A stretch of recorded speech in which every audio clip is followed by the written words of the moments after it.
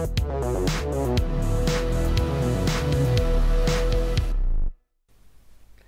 I'm John Nunn, and in this video I'm going to talk about a recent book from Gambit Publications called Chess Opening Repertoire for White. It was written by the American international master James Visitano, and it takes a slightly unusual approach to the construction of an opening repertoire. There are of course many opening repertoire books, and we've published several ourselves. Each one has a different slant on the construction of the repertoire, and Visitano has gone for lines which are currently popular in top level play. That's not to say these lines are risky. In fact, they tend to be quite solid because leading grandmasters don't like to take a lot of risks. But because there are a lot of games available from leading grandmasters, there's quite a lot of material to choose from, and I would say that these lines, while solid, all pose at least some problems for black. To give you an example of the kind of lines he's recommending, against 1e5 he goes for the Italian game, starting with 2 bishops c4 to avoid the Petrov defence. Against the Sicilian he goes mainly for lines involving bishop b5. Against the French it's the Tarrasch variation, and so on. You've probably got the idea by now that these lines are well respected, solid continuations, where white's not really taking much of a risk. But because they're regularly adopted by leading grandmasters, you can pretty much be sure that they are creating at least some difficulties for black. So let's go straight in, and I want to show you 2 lines from the book. First of all, let's take a look at what he gives against the Sicilian 2d6. Against 2 knight c6 he also recommends bishop b5, and against 2 e6 he prefers 3c3. Obviously after e6 you can't play bishop b5. So if black's playing for win, he often plays knight d7, and now he recommends playing bishop a4. Now if you don't know this line, this probably looks like a rather odd move, but the point of it is to keep open the option of playing either c3 or c4. These 2 moves introduce different plans, with c3 white's clearly intending to build up a big pawn centre with d4. With c4 white's aiming for more of a bind. In fact, if he later plays knight c3 and d4, white will likely end up in a kind of Maroczy bind type of position. The point of bishop a4 is to keep both these options open. For example, if white plays instead of bishop a4, if instead white plays c4, let's just take a look at that, black does not play a6 and leaves the bishop looking rather stranded on b5. But after bishop a4, if at some stage black plays a6, which he might well do, white then plays c4, and white has effectively gained kind of half a tempo, because black's move a6 isn't particularly useful in this position, whereas the white bishop will almost certainly have to be repositioned from b5 at some stage, so bishop a4 is a more useful move than a6. I think one of the reasons why bishop a4 took such a long time to become popular was the issue of what white does if black simply attacks the e-pawn. There was the discovery that white can just sacrifice this pawn by castling, which pushed the whole variation of bishop a4 into the forefront of chess theory. Let me just show you what happens if black takes on e4. White plays rook e1, black doesn't have anything better than to go back, and now white is opening the centre up with d4. I remember when I was young, I read in a beginner's book that you could sacrifice a pawn in the opening, provided you got 3 tempi in return. And here white has, I guess, 2.5 tempi. Black's played knight e4 and knight back to f6. And in addition, black has difficulty developing his pieces. He's a long way from getting castled. In the meantime, white has this open centre and free development for his pieces. Well, one possible line now is to take on d4, takes back, e6, knight b5. Well, now the difficulties start to appear for black. The d-pawn is under threat. He can't really play d5 because of bishop f4, and the knight on d7 can't move because that would allow a double check. And so black has some difficulties. The computer actually recommends playing bishop e7, knight d6 check, king f8. And rather surprisingly, it only gives white a slight advantage here. But it is an advantage, even if it's only slight, and I can't really see that there are going to be many players who are going to voluntarily go into this position with black.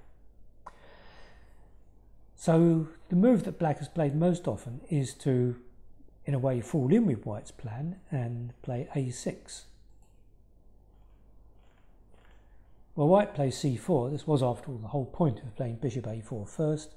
Now let's just play over a few natural moves to see what happens.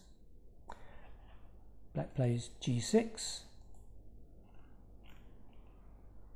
knight c3, bishop g7, d3, castles h3.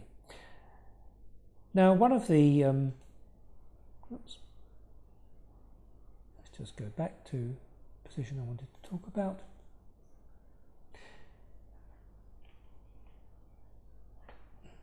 There we are. The main problem here for black is that his knight on d7 is badly placed.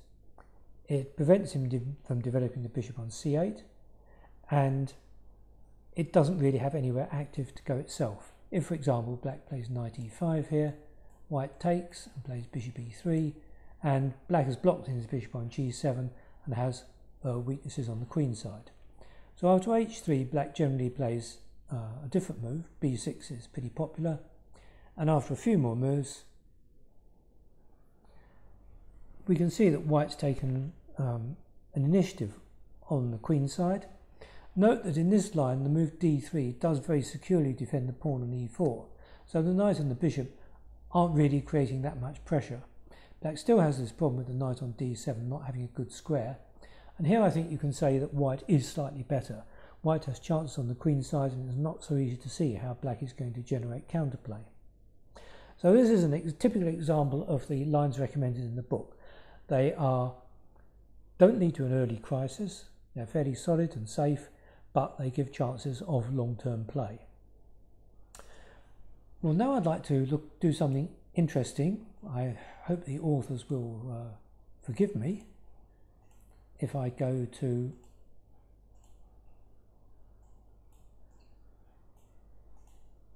position 2 that I have bookmarked. Let's have a look at the line Visitano recommends in the Caro-Kann. Now, not so long ago we published a book called Win with the Caro-Kann, which provides a repertoire for black in the Caro-Kann, and clearly a repertoire for white based on 1e4, like in Visitano's book, has to recommend something against the Caro-Kann. So these two repertoires have to collide at some point. And it's always interesting to compare two books to see how they handle the same variation. So let's see what happens. The Win with the Caro-Kann book recommends c5, and let's go on. D takes c5 is the main line, e6, a3. Thus far we're following the repertoire in both books. Bishop takes c5. Okay, now white has a number of interesting moves. I tend to prefer b4 here, but certainly queen g4 is a popular choice. Now, the reason why I've never particularly liked queen g4 is that if it forced black to play a move like king f8 or g6, then I could say, well, yeah, queen g4 is a really useful move. But actually the best move against queen g4, as Visitano and Sverre Johnson and Torbjorn Hansen give, is knight e7. And it's actually too risky to take the pawn on g7. Wins 2 pawns, but black gets a colossal lead in development and the white queen is totally out of play on h7. So white tends to meet this by playing knight f3, and Win with the Caro-Kann recommends castles. So black has been able to meet queen g4 with these natural developing moves knight e7 and castles. So I've always kind of wondered, well, what's the point of playing queen g4 in this case? But actually, now I've looked at the line a bit more, there is a point. The queen is on the other side of the knight on f3, so it is in a more aggressive position than if it had stayed on d1. And so this can help white to create threats on the king side. Okay, let's follow castles.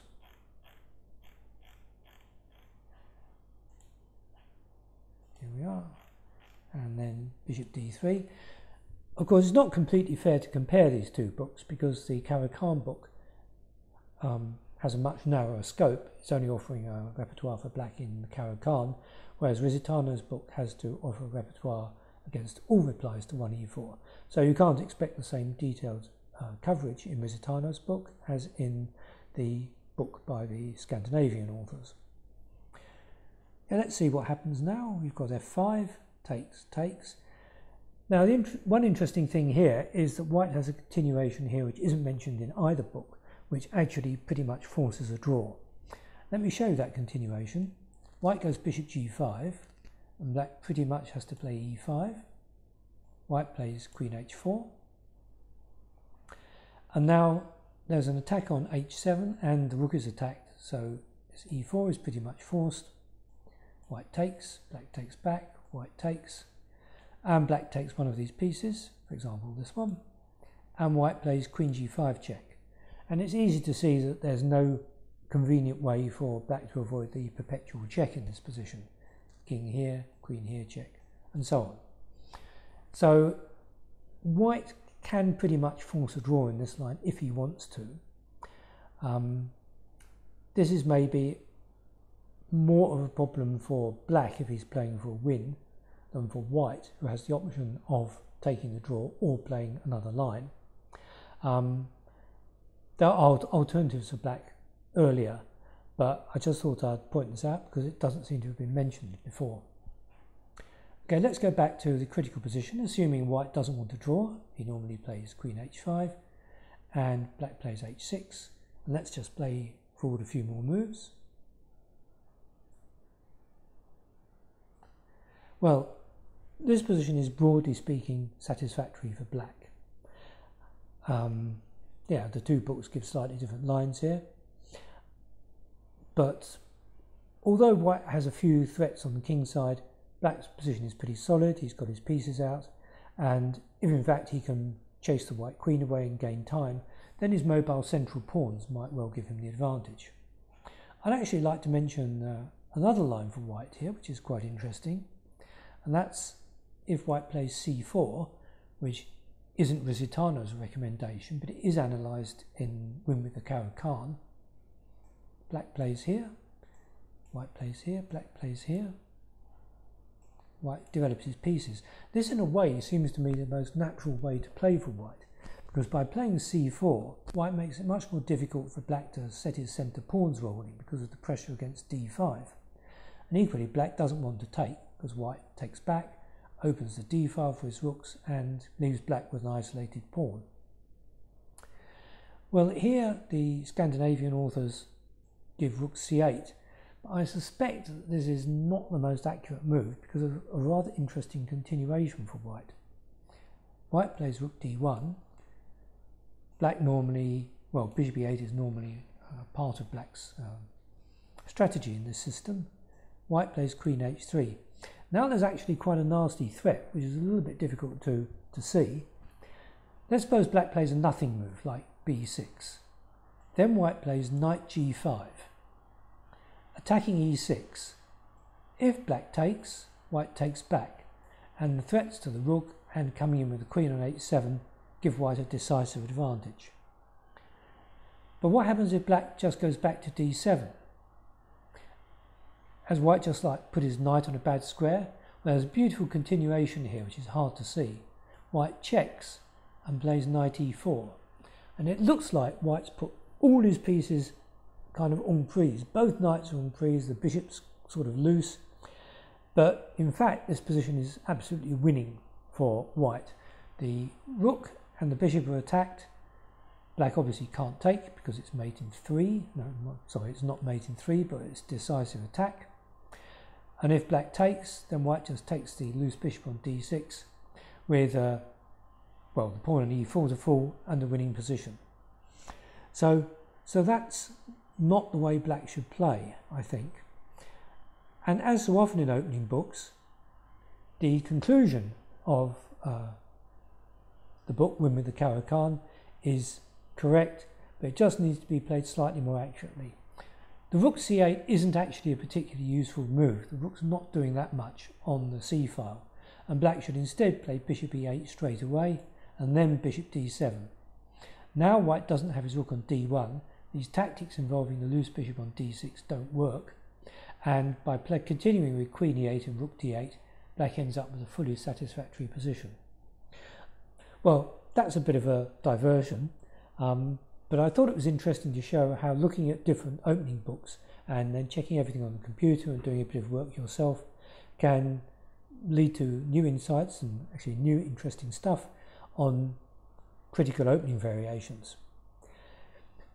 Returning to the Visitano book, it's a good book for club players and somewhat above club players.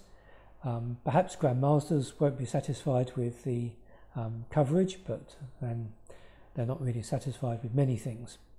So I can recommend this book for a wide range of players. If you're interested in playing e4 and want a solid, fairly easy to learn, but slightly challenging repertoire, it's a great choice. Okay, thanks for listening to my video, and I look forward to seeing you for the next one.